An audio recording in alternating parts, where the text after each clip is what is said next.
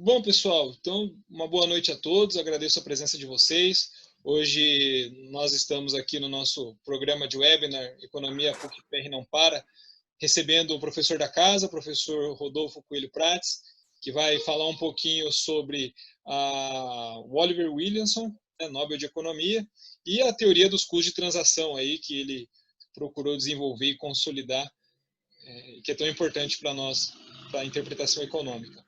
Tá bom? Ao longo da exposição do professor Rodolfo, vocês podem ir deixando perguntas pelo chat, que a gente pode discutir ao final da apresentação. E, professor Rodolfo, muito obrigado, é um prazer ter você aqui com a gente no nosso programa. Passo a palavra para você. Maravilha, então.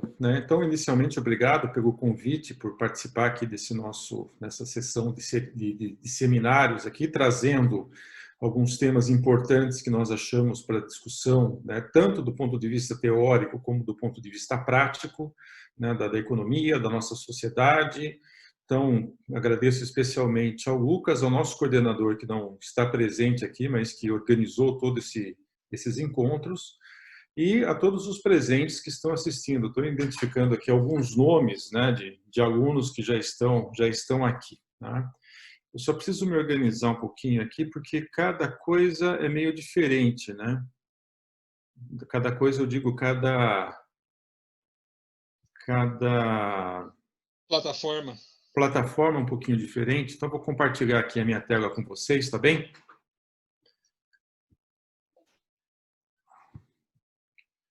Só me entendendo um pouco aqui. Tá, acho que é isso aqui. Maravilha, está aparecendo aqui. Tá. Bem, pessoal, então o tema da nossa aula de hoje, dessa nossa conversa, não é uma aula, um seminário, uma conversazinha rápida sobre custos de transação. Eu queria começar fazendo uma pequena pergunta para vocês. Se vocês quiserem responder, participar aí ou escrever no chat, fique à vontade. Vocês sabem qual foi uma das maiores panificadoras do Brasil? Sabe o nome de alguma grande empresa que produz pão? Não, né? Assim, a gente sabe de algumas, né? Antigamente tinha a Seven Boys, parece que foi comprada, a Puma, a Vic Bold, aliás, a Vic Bold comprou a Seven Boys, enfim, né? Mas a gente não tem, assim, uma grande tradição, ou pelo menos na nossa memória, nem de agora, nem de longo prazo, né? Assim, o Lucas aí, que é um pouco mais velho que eu, né? Mas eu também não tenho, fala assim, olha, antigamente tinha tal empresa, e essa empresa era uma grande panificadora, e fazia pão, e não sei o quê, né?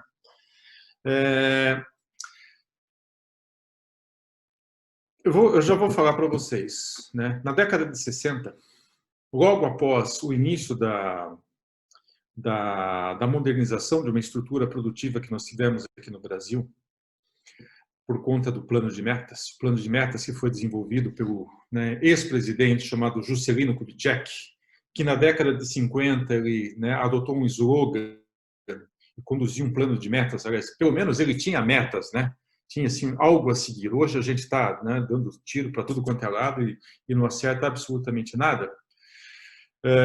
Ele tinha o slogan 50 anos em 5. A questão era desenvolver ou propiciar o desenvolvimento da economia brasileira, e a reboque também da sociedade brasileira, em 50 anos, mas durando apenas 5 anos. Então, ele utilizou, digamos assim, por um caminho fácil, mas possível, viável. Não foi o único. Outros países adotaram esse mesmo tipo de desenvolvimento, que abriram capital para as empresas internacionais. E a grande vedete dessa vinda de empresas internacionais para o Brasil foram as empresas automobilísticas. O Brasil já tinha uma própria fábrica de automóveis. Não sei se vocês já ouviram falar de uma empresa chamada Fábrica Nacional de Motores. De vez em quando, mas muito de vez em quando a gente está rodando pelas estradas por aí, a gente vê um caminhão. Se vocês perguntarem para o pai de vocês, com certeza eles vão lembrar que é o velho conhecido chamado FNM, que é FNM, Fábrica Nacional de Motores, que era uma parceria que o governo brasileiro, uma fábrica estatal, que era uma parceria que o governo brasileiro fez com o governo italiano para conseguir ter tecnologia suficiente para produzir o caminhão. A biografia do Roberto de Campos, né, aquele Lanterna na Popa, né, que eu sugiro que vocês leiam, a autobiografia dele, né, ele fala bastante desse acordo que foi feito, depois a dissolução, né, a extinção da fábrica, que foi exatamente no momento que se formou o Fundo de Garantia por Tempo de Serviço, mas enfim, né. E tinha também algumas montadoras, porque era muito caro você trazer um carro inteiro aqui no Brasil. O carro tem muito espaço oco por dentro. Então, eles, né, otimizavam o transporte, né, das peças e chegavam aqui, eles simplesmente faziam a montagem, a agregação de todas as peças e tínhamos um carro. Por isso que, se a gente for analisar, né, a General Motors, por exemplo, ela está no Brasil, se eu não me engano, desde 1905, alguma coisa assim. Tá? Pode ser um pouquinho mais, um pouquinho menos, mas se eu não me engano é 1905. Isso retrata que logo no surgimento da indústria automotiva, ela já estava para cá. Né? Mas produzindo carros? Não, montando carros. Eles produziam as peças e componentes, vinha tudo separado no Brasil e chegava aqui e montava. Mas na década de 50, por conta do plano de metas, aí mudou-se a configuração de absolutamente tudo. Daí nós tínhamos uma indústria, de fato, automotiva, com índice de nacionalização de pelo menos 70%. E foi que, então, né, vieram várias empresas, né, norte-americanas e europeias, predominantemente, até porque não existiam tantas outras empresas, né, no mundo que produziam automóveis, e de repente, a Volks, que produzia carros, né, se tornou a maior fábrica de pão do Brasil. Ué, alguém de vocês já comeu um pãozinho com a marca Volkswagen? Né? Meio difícil, né? Mas tudo tem uma razão e eu espero que ao longo dessa minha explanação vocês entendam por que a Volks, né, não produzia somente carro aqui no Brasil, ela também produzia pãozinho. Né? Mas num contexto também bastante específico. Então, pessoal, eu queria voltar um pouquinho no tempo, né, para explicar justamente essa questão relacionada com a teoria dos custos de transação. Tudo começou, né, há 85 anos atrás, né, com esse nobre senhor que vocês estão vendo, né, chamado John Hicks. John Hicks, vocês estudaram, né, na economia, ou vão estudar, ele desenvolveu trabalhos extremamente importantes. Eu, particularmente, né, o pessoal da macroeconomia, né, não vai concordar comigo de maneira nenhuma, mas eu, particularmente, acho que a contribuição do Hicks para a teoria econômica foi muito maior do que o próprio Keynes. Tá? Minha posição particular, né? Pode não ter tido aquele impacto, por quê? Porque ele analisou questões muito específicas, né? Tanto é que vocês vão ver, né, quem estuda economia vai ver uma demanda chamada demanda marshalliana, mas também vai ver uma demanda chamada demanda hicksiana. Então a contribuição dele não foi aquela contribuição explosiva, né, que gera um grande debate, né, assim, né, que gera uma, digamos assim, uma espécie de seita que as pessoas começam a seguir. Né? Não, eu sou keynesiano, não, eu não sou keynesiano, eu sou outra coisa. Né? Não foi nesse sentido. Né? Mas se nós pegarmos a quantidade de trabalhos que ele produziu ao longo de sua vida, né, com certeza vocês vão ter a dimensão de que a contribuição dele para a economia, né, foi extremamente grande. E em 1935, ele publicou esse trabalhinho que vocês estão vendo aqui. Ó. Só deixa eu mudar uma coisinha aqui. Pera lá. E o que na verdade, ele estava querendo dizer? Ele estava preocupado, né, em explicar o comportamento das pessoas em relação a aplicar o dinheiro ou reter o dinheiro. E ele constatou que quando a taxa de juros era muito baixa, né, mais positiva, mais baixa, as pessoas simplesmente prefeririam manter o dinheiro na sua própria posse e não simplesmente, né, depositar o dinheiro nos bancos. Né? E ele percebeu isso daí e ele falou, olha, existe uma espécie de fricção, uma espécie de atrito. Né? Porque se a pessoa, né, ela vai ter duas opções. colocar o dinheiro no banco e render muito pouco, ou seja, quase nada, e deixar o dinheiro em seu próprio poder, que não vai render absolutamente nada. Ora, mas a gente sabe que qualquer valor positivo de rendimento é melhor, certo? Isso é um dos princípios que nós temos aqui na economia, né? Qualquer valor de... Deixa eu até mudar um pouco de posição, porque aqui parece que melhora aqui, né? Sai da luz. Qualquer valor positivo é melhor do que nenhum valor. Mas ele falou não, né? Porque existe uma espécie de custo, existe um atrito nisso daí. E ele deu a ideia, né? Sugeriu a ideia de um custo de transação. Por quê? Porque você vai perder a sua liquidez, você vai ter que sair, se deslocar da tua casa, ir até o banco, muitas vezes, né? Quem não tem uma conta no banco, abrir a conta no banco, tem uma burocracia, né? Tem que preencher papel, muitas vezes você quer resgatar o dinheiro, né? Existe uma demora. Então, ele argumentou, né, nesse trabalho que quando a taxa de juros é muito baixa, as pessoas preferem manter o seu dinheiro no seu próprio poder, na sua casa, embaixo do colchão, embaixo do pinguim que está ali na geladeira, né? Agora não tem mais esse hábito, mas antigamente tinha, enfim, e do que manter o dinheiro depositado numa conta bancária, né? E acabou, né? Acabou. Né? Ele não comentou mais isso, foi um trabalho assim muito pontual, mas ele já percebeu uma ideia, né? E já teve, né? Por isso que eu falo, né? Ele teve uma contribuição muito grande, que embora não tenha desenvolvido, não tenha sido uma pessoa de explorar diversos elementos disso, mas ele conseguiu ter uma percepção extremamente interessante disso. Daí vem um segundo, né, economista chamado Ronald Coase, que em inglês britânico da mesma forma, que em 1937 ele publicou esse artigo chamado A Natureza da Firma. E nesse artigo ele já estruturou melhor, né, a empresa. Aliás, essa ideia de custo de transação. Por quê? Porque ele estava achando que ele queria entender o comportamento da empresa. Né? O que é uma empresa? O que é uma firma que produz? Né? E ele estava querendo entender isso de um ponto de vista completamente diferente do pensamento vigente da época, que era o pensamento neoclássico. Né?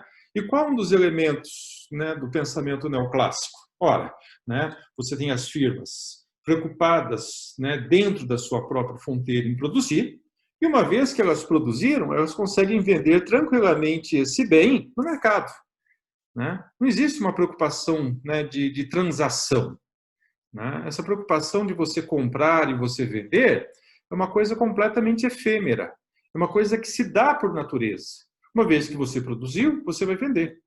Certo? E uma vez que você precisa comprar alguma coisa, vai ter alguém, né, gerando esta coisa para suprir a sua necessidade. Então, havia-se uma crença muito grande de que o próprio mercado ele conseguiria solucionar e resolver todos os problemas, né, que os agentes enfrentavam dentro de uma economia. O Coase ele não vai falar de custos de transação. Né? Ele está querendo fazer o quê? Uma crítica, né, ao sistema de preços. Né? Então, esse aqui é o artigo dele de 1937, né? E ele já começa assim de uma maneira muito interessante, né? A economia tem sofrido no passado, né, de uma falha de apontar claramente as suas hipóteses, né? Então ele já começa, digamos assim, fazendo uma crítica, né, à economia propriamente dita. Né? Eu queria mudar uma coisinha aqui, mas às vezes eu não estou conseguindo.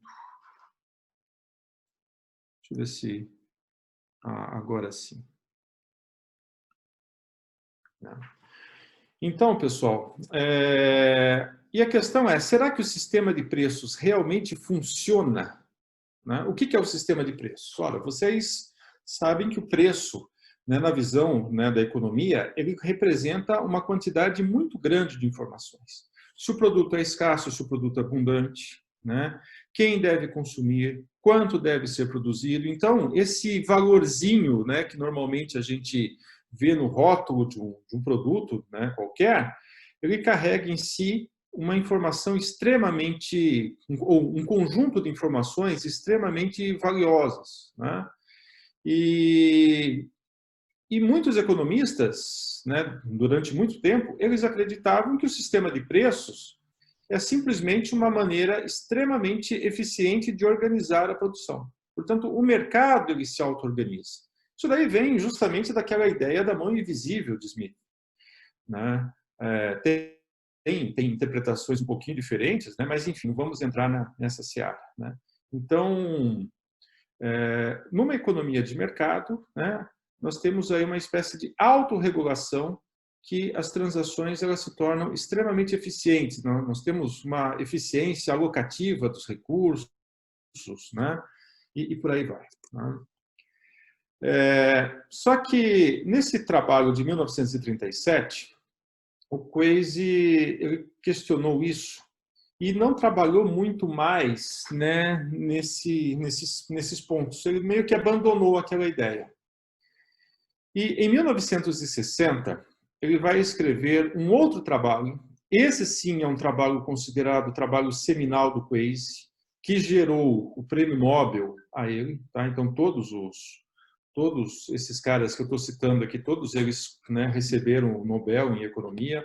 O Hicks recebeu, o Quase recebeu, e o Williamson, que eu vou comentar, né, na sequência, recebeu.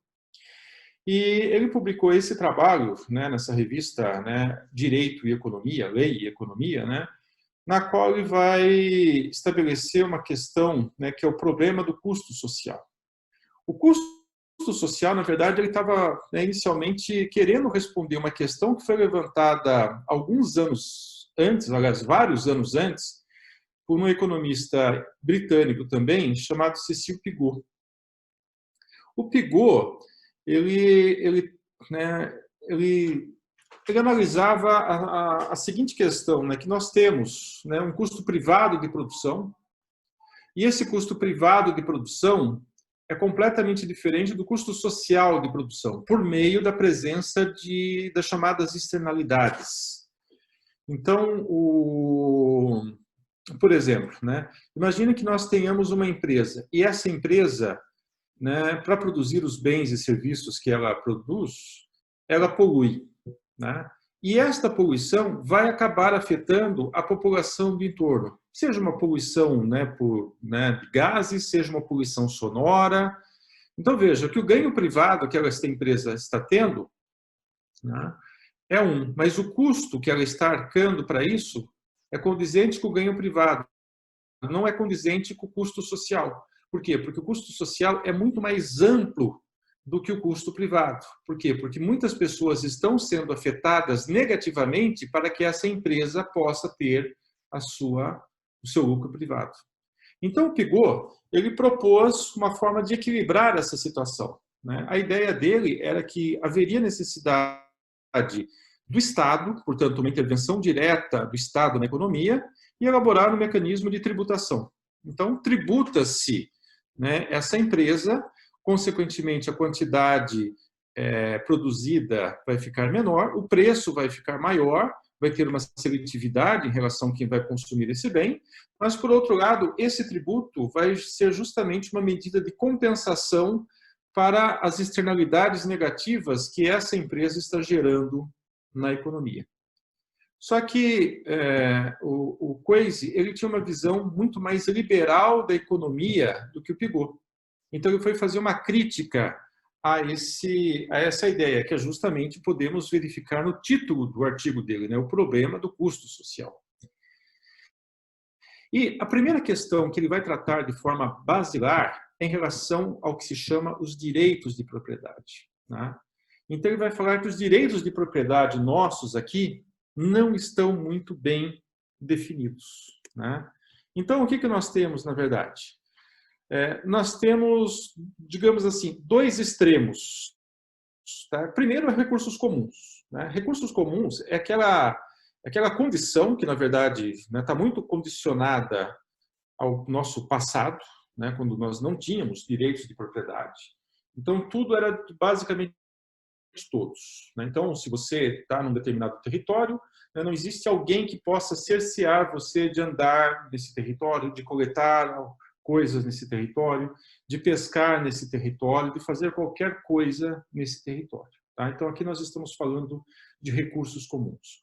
Digamos que o Brasil, né, antes da chegada dos colonizadores aqui, né, esse nosso território, ou as Américas, eles estavam numa estrutura muito similar, né, dentro dessa questão dos recursos comuns. A Bíblia, por exemplo, se vocês analisarem, né, boa parte do Velho Testamento, é justamente um esforço que a civilização, que retrata, né, ali é um relato de como, né, um grupo pertencente a civilizações antigas, eles se esforçaram para definir os direitos de propriedade. O que são os mandamentos, por exemplo? Né? Não roubarás. Né? Olha, respeite a propriedade do outro. Né? Não cobiçarás a mulher. Né? Daí não é só a mulher. Se vocês lerem, né, a mulher é o animal e coisas do gênero. Né? Então, até porque a concepção que se tinha na época de mulher era completamente diferente de hoje. Era também tida como um bem, né? Alguma coisa da propriedade de alguém. Mas, enfim. Então, nós temos, de um lado, uma situação em que nós temos recursos comuns. Tá? Portanto, o que nós temos pertence a todos. Do outro lado, nós temos recursos privados. Tá? Então, vale a discussão. O que é um bem privado? Um bem privado, né, para que um bem privado exista, nós precisamos ter 3 condições básicas. A primeira dessas condições é o que nós chamamos de exclusividade. Exclusividade significa que se algo é meu, eu posso excluir um outro agente de ter acesso a esse algo que eu possuo. Tá? Então, o meu carro é meu. Né? Por que é meu? Porque existe, digamos assim, um conjunto de forças, tá? Forças legais, sociais, né, que falam, olha, se esse bem é seu, né, outra pessoa não pode ter acesso a essa lei, a esse bem. E nós temos um respaldo jurídico muito forte para que isso aconteça. Tá? Então, o primeiro ponto é a exclusividade. O segundo ponto é a rentabilidade.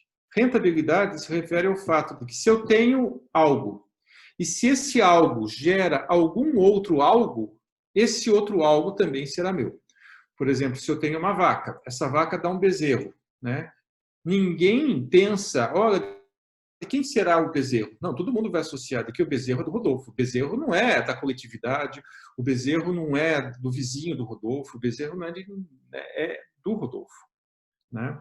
Da mesma forma, nós podemos complexizar um pouquinho mais esse pensamento e falar o seguinte, ó, se eu sou proprietário de uma grande empresa, uma indústria, o que eu tenho? Eu tenho as instalações prediais, eu tenho os meios de produção, as máquinas, a ferramenta, eu tenho uma patente de um produto que eu vou, de um bem que eu vou produzir nessa fábrica, né?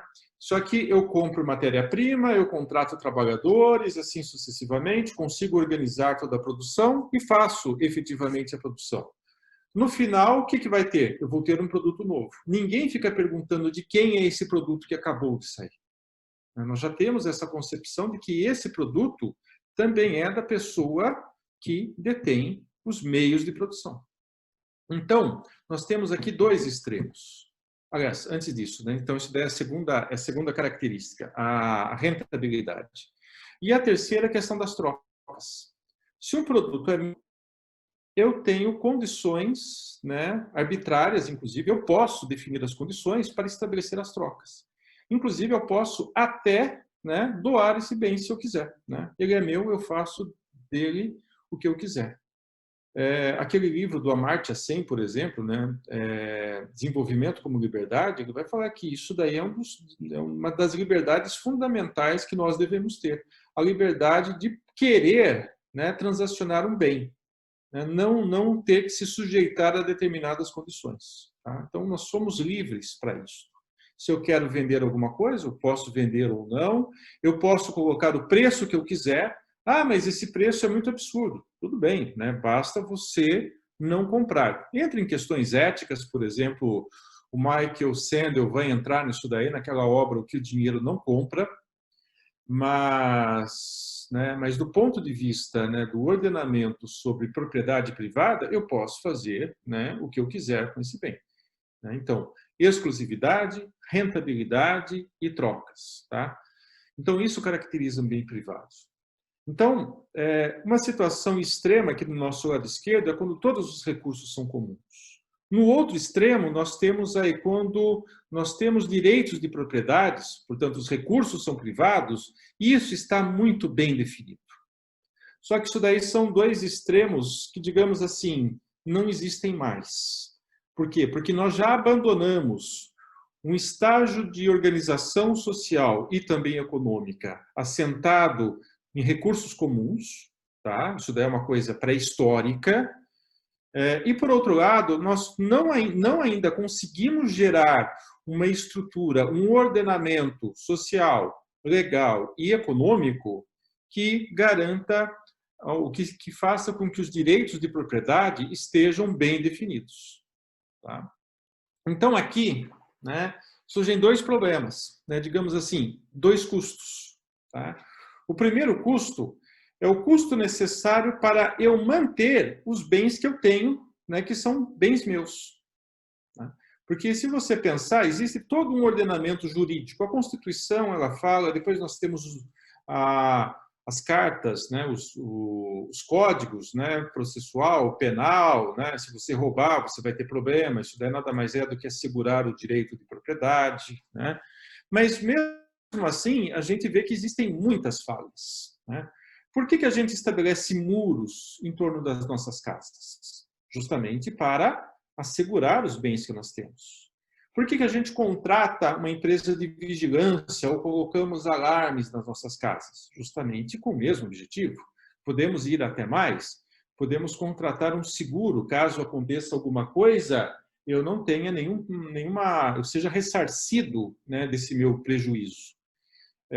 Eu posso contratar uma empresa de vigilância, alguma coisa privada para fazer tudo isso. Então, notem que isso daí existe um custo. Né? Então, você ter bens, né, dentro desse ordenamento jurídico baseado no sistema de propriedade privada, significa que nós temos custos para manter os bens sobre a nossa propriedade. Tá? Então, isso daí é o primeiro tipo de custo de transação que nós temos. Ah, mas não existe uma transação. Tudo bem, né? De fato, concordo plenamente com essa ideia. Não existe uma transação, mas existe um custo relacionado a algo que você pode transacionar. Tá? E o segundo já está efetivamente relacionado com a ideia de transação. Por quê? Porque nesse segundo custo, né, e a gente vai discutir um pouquinho mais para frente, existe uma questão muito importante que é a questão do oportunismo. Né? Todo mundo, né, como diz a frase de um prefeito, né, de Nova York, um prefeito lá, né, de filho de italianos, e que depois essa frase ficou muito bem popularizada por Milton Friedman, né? Não existe almoço grátis, né? Essa é a frase. Mas todo mundo quer um almoço grátis, não é? Nós queremos, digamos assim, nos beneficiar de algo tendo o mínimo custo ou zero custo para ter acesso a esse algo. Então, né, nós estamos envoltos em situações que alimentam oportunismo. Oportunismo, digamos assim, é eu ter acesso a algo com o menor esforço possível. Tá? Então, nós temos essa ideia aqui também.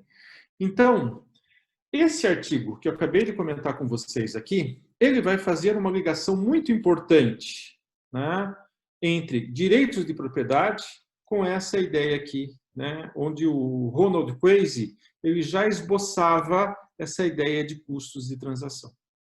Tá? Nesse artigo, inclusive, ele vai falar, olha, né, ele vai ter uma proposição a responder à questão do Pigot, né, que era o problema básico que se tinha na época. Ele vai dizer o seguinte,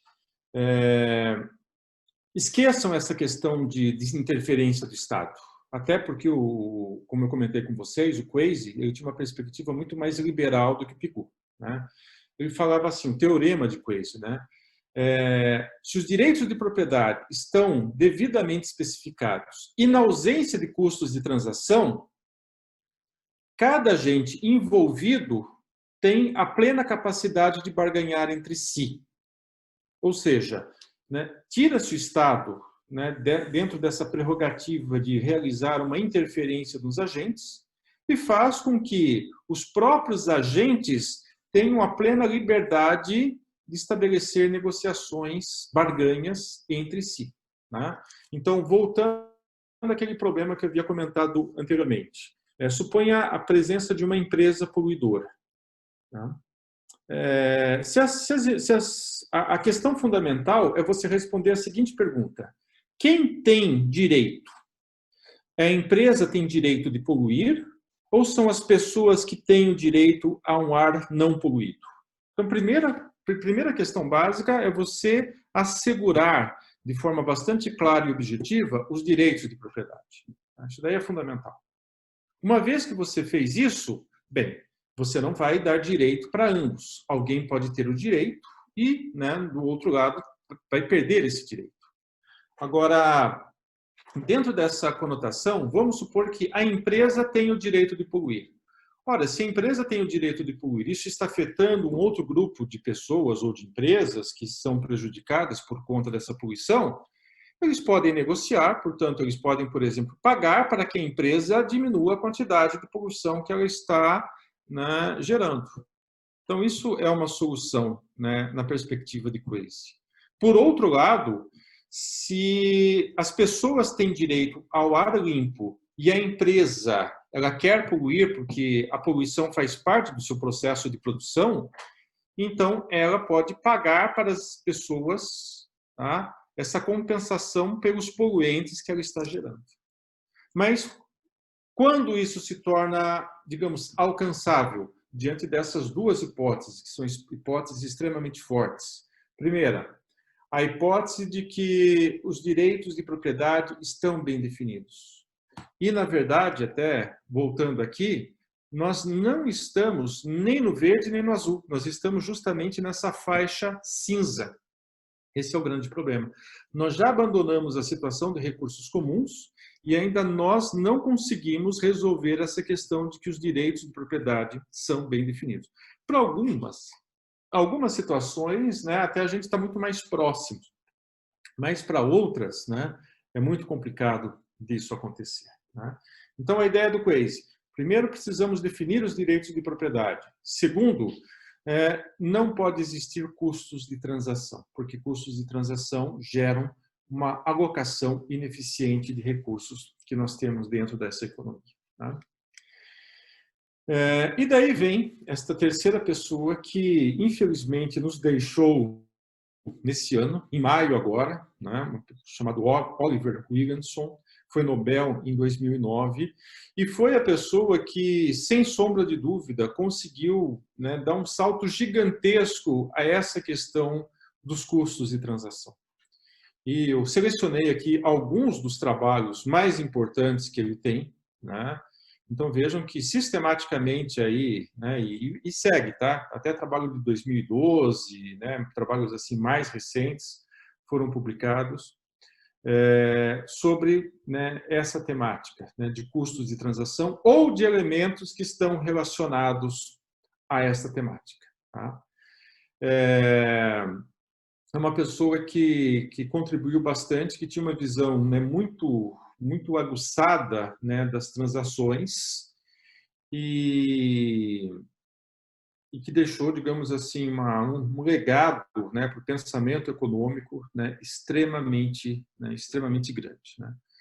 Então, o que são efetivamente, o que nós podemos afirmar que são custos de transação? Custos de transação é o custo, por exemplo, de você, quando você precisa, né, digamos assim, comprar alguma coisa ou vender alguma coisa, é o custo de você identificar quem é o agente responsável por esta venda, né, que pode vender para você ou que está interessado em comprar o produto que você está querendo vender. Notem que isto não é uma tarefa simples. Mesmo hoje, com a internet, com esses mecanismos de busca que nós temos, ainda continua uma tarefa complexa. Agora, imaginem isso no passado, né? 30, 40 anos atrás. Perguntem para os pais de vocês, né, como que era a decisão, por exemplo, de comprar uma geladeira, né, há alguns anos atrás, quando não tinha, digamos assim, uma internet tão estruturada. As pessoas saíam da sua casa, né, com hora, né, um período, né, bastante prolongado, dilatado, né, normalmente iam até o centro da cidade e visitavam, loja por loja, olhavam o produto, verificavam, viam o preço, né, muitas vezes faziam uma oferta, o vendedor fazia uma oferta, depois ele saía dali com aquela oferta, ia para uma outra loja, tentava negociar essa geladeira por uma condição melhor, um preço menor, um pagamento mais favorável, e assim por diante. Então, o primeiro ponto é identificar quem está vendendo. Segundo, né, negociar as condições da transação. Isso daí também não é fácil, né? Hoje a economia está meio que eliminando essas características, né? Porque a gente simplesmente olha o preço, né? Ou olha o valor indicativo que está ali e já acha que isso é o preço. Na verdade, não. O preço ele só existe quando há transação. Porque aquele valor é o valor que a empresa gostaria, por exemplo, da geladeira, é o valor que a empresa gostaria de receber pela venda daquela geladeira. Agora, para existir preço, tem que ter o casamento da pessoa que deseja vender com a pessoa que deseja comprar, ou o agente que deseja vender com o agente que deseja comprar. Se não tiver esse casamento, não existe a formação de preço, né? Porque as empresas gostariam de vender, né, pelo maior preço possível. Se alguém conseguir vender, por exemplo, uma geladeira, né, sei lá, por R$250 mil, né, o cara vai vender. Agora, o problema é quem está disposto a pagar por uma geladeira R$250 mil, né? Daí vai ter o quê? As interações, as barganhas, e tudo isso faz parte dessa questão da negociação, tá? Então, hoje, é muito mais fácil, mas mesmo assim exige a gente sair, procurar informações, identificar os agentes e assim por diante. Mas também, né, essa negociação das condições, ela pode ir além, né, porque pode ser que a gente precise redigir contratos, né? Hoje também nós estamos muito acostumados a esses contratos padrões, né, que você aceita os termos ou não, né? Por exemplo, se você quer comprar um telefone ou de uma linha telefônica, né, de celular, né, ou você aceita o contrato daquele jeito que está, ou, né, você vai ser excluído de ter acesso a essa prestação de serviço. Mas muitos contratos, principalmente quando nós estamos falando em ambientes organizacionais, eles são discutidos, tá? Não é assim simplesmente contrato de adesão. Você adere a esse contrato ou você não adere?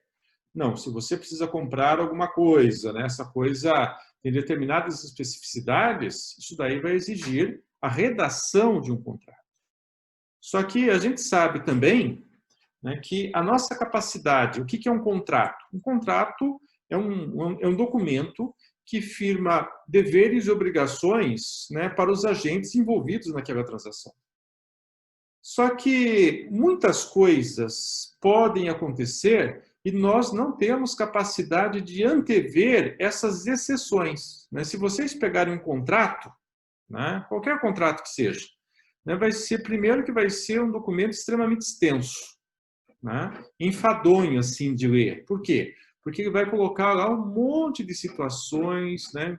Então, até recentemente eu estava vendo uma reportagem sobre acidente de motos, que está acontecendo muito por conta dessa onda, né, do crescimento de entregas, pessoas aí com menor acesso ao mercado de trabalho, a outros tipos de atividades, se tornaram entregadores, né, de comida, iFood, que mais, né, tantas outras coisas assim.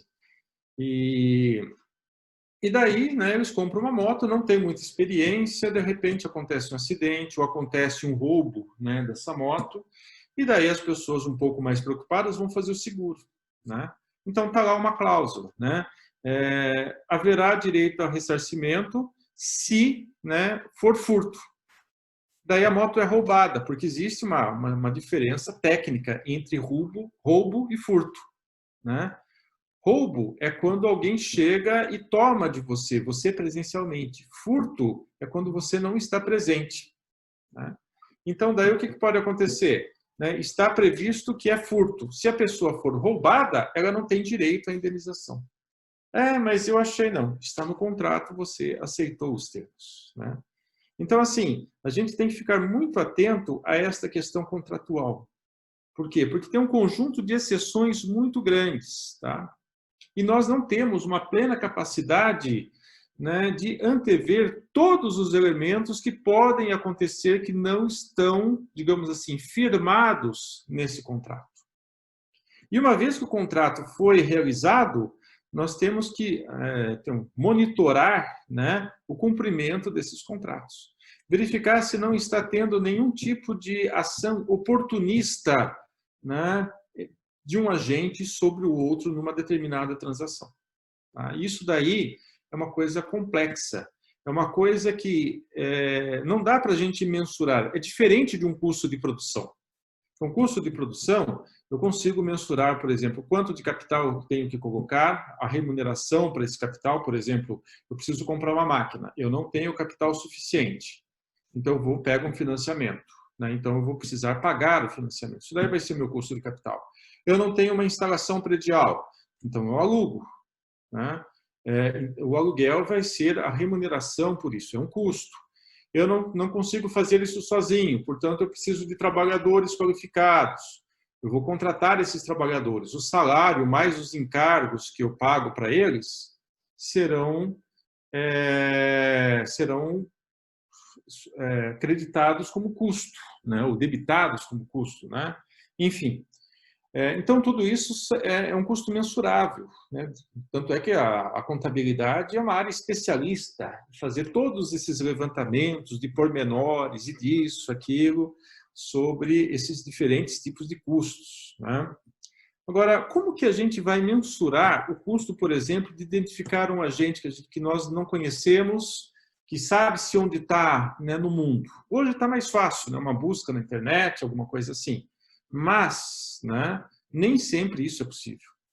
Depois tem todo o custo de negociar essas condições, tá, que vão dar a natureza para a transação. É muito complicado também. Como que a gente vai mensurar isso daí? Pode passar horas, pessoas extremamente qualificadas, né, ou dias, e vai e volta os termos, não, isso aqui não, vamos estabelecer aqui um mecanismo de barganha. Depois, o custo de redigir os contratos. Daí também, pessoas especializadas. Muitas vezes a gente até pode contratar um advogado, um escritório de advocacia para isso, ele vai cobrar alguma coisa. Depois, o custo de monitorar, né, se os contratos estão sendo cumpridos ou não. Então, vejam que a natureza desses custos é completamente diferente da natureza dos custos de produção. Porque esses custos, grande parte deles, não são plenamente mensuráveis, né? Não são observáveis, digamos assim. Mas o que a empresa sabe? A empresa sabe que esses custos existem. E dependendo da natureza desses custos e do tipo de transação que a empresa precisa estabelecer, ela vai simplesmente se adaptar a um tipo de situação ou ela vai se adaptar a um outro tipo de situação que eu vou dizer logo na sequência. Lucas, me fala sobre o horário aí, né, que eu estou sem relógio aqui, não estou vendo no computador também. Eu te mandei pelo chat, Rodolfo, achei que você estivesse vendo aí, a gente já estourou o tempo, se você puder... Ah, já? Porque Ixi. os alunos têm aula agora às 19 horas, Tá. e eu não sei se alguém vai ter alguma pergunta, né? Então, assim, né, então, para fechar, né, já quase hora de jantar, né? Então, assim, o que é o custo de transação? O custo de transação são todos esses custos associados ao processo de produção, tá? Que, se for uma coisa esporádica, a empresa ela simplesmente compra do mercado. Se for uma situação que ela tenha uma frequência, né, mais recorrente da necessidade disso, ela vai, digamos, estabelecer um contrato com essa empresa que pode fornecer para ela. E se for uma coisa muito importante para ela, que seja difícil de comprar do mercado, ela simplesmente internaliza esta atividade dentro da sua própria estrutura produtiva. Então, né, é quase hora do jantar. Onde está o pão? Bem, a Volkswagen, naquele momento, né, de vinda aqui no Brasil, ela montou uma estrutura produtiva muito grande, produzia carros, na época, Fusca, Kombi, coisa do gênero, e ela precisava alimentar os trabalhadores. Então, né, e um dos itens da alimentação era pão. E como que ela poderia se abastecer de pão? Já tinham, né, padarias, mas ela tinha que perguntar para cada padaria, né, se tinha uma quantidade, né, suficiente de pães para entregar para ela. Normalmente não, as padarias estavam muito, digamos assim, condicionadas a atender a demanda, né, da sua vizinhança, da região próxima. Então ela precisaria ter uma relação muito grande de padarias, né, sei lá, 50, 100 padarias. Daí ela precisaria estabelecer as condições de entrega, né, dos pães. Quantos pães por dia? Né? Tinha que estabelecer contratos com essas padarias. Depois tinha que monitorar. Então veja que isso ia gerar um custo muito grande, que por fim a Vox decidiu simplesmente fazer o quê? Internalizar a atividade. Eu quero saber de uma coisa? Né? Esses custos para transacionar para algo que, digamos assim, né, é irrelevante, vai se tornar muito mais complexo do que se eu simplesmente fazer.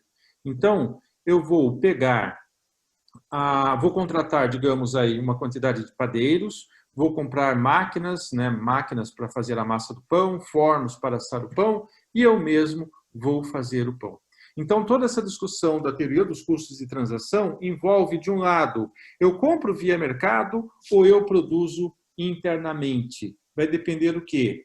Da força dos custos de transação. Se não houver custos de transação, portanto, se o bem for homogêneo, se tiver uma grande quantidade de empresas ofertando esse produto, eu simplesmente compro via mercado. Se for um bem mais específico e eu precisar esse produto de maneira, né, mais frequente, eu posso estabelecer um contrato, né, com ele. Agora, se for um produto muito específico, se eu preciso desse produto com muita frequência, o que eu faço?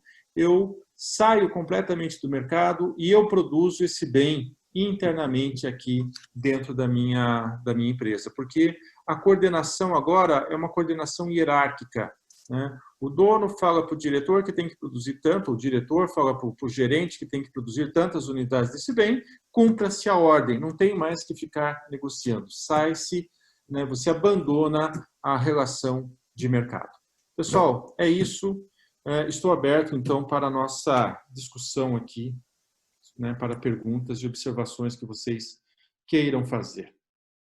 Beleza, Rodolfo. Muito obrigado pela tua exposição, né? Agradeço aí. Pessoal, agora a gente abre para perguntas. Eu só gostaria de deixar registrada aqui a presença do professor Kureski, agradecer a presença. E aí eu deixo a palavra com vocês, se alguém quiser fazer uma pergunta. Como que a gente volta aqui? Aí no finalzinho da tela, aí embaixo, no meio. Na hora que você passa o mouse, ele aparece a barrinha, você pode parar. Então, pessoal, se alguém tiver alguma pergunta, quiser ligar o microfone e fazer, ou pode deixar ela aqui pelo chat, que eu direciono aqui para o Rodolfo.